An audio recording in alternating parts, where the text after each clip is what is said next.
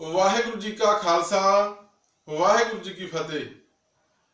अज जी विश्व पंजाबी दिवस आ ते जिहड़ी पंजाबी जवान कुछ जिहड़े जुम्मेवार लोग ने जां बुद्धिजीवी ने जिहड़े समझदे ने भी ये बाबे नानक की बोली है, बुल्ले शाह की बोली है, कबीर फरीद की बोली है ते ये बोली बहुत सत्कारता ते साडी मां बोली आ। सहरद लोग जिहड़े रौला पाउंदे ने उन्हां नूं साडा नमस्कार आ जी।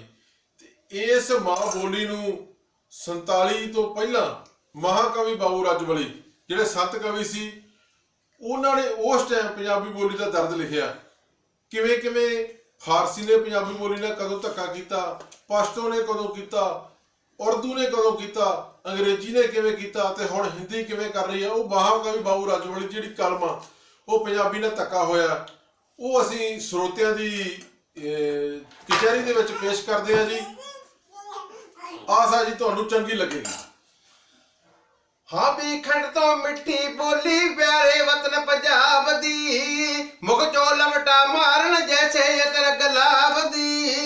होर सताउण जवाना आखो जल पर डोली दा, कर देना हमदर्दो दर्द पंजाबी बोली दा। हाँ भी जलद्या खानी पातो वसदी देश पठाना दे, ए आके पढ़नाती शास्त्र वेद पुराणा दे। ते करवार नालों कदर वधाता गोली दा, कर देना हमदर्दो दर्द पंजाबी बोली दा। अभी मैं अगे एक नूरों माय उठदी दिलों को हार सी, फिर पातो दी आगी होर हमें तन फारसी।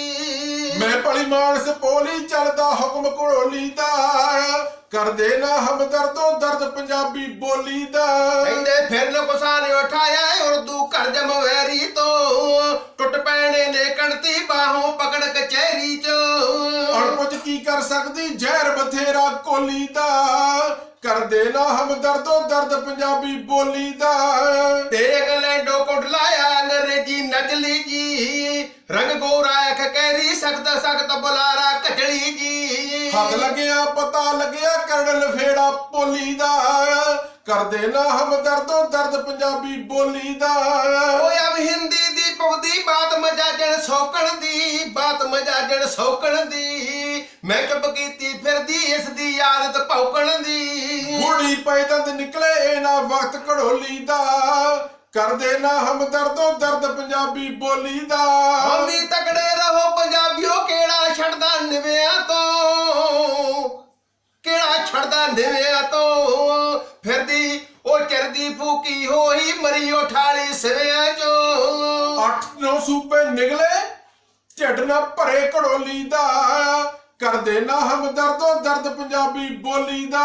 हम भी सोने मर्द मुकामी की गल समझण लोकल जी, की गल समझण लोकल जी। मेरे नाल मुगे पड़िया सूद सलीड़ियो गोकल जी। बाबू रणगो इंदर ते संतोख डरोली दा,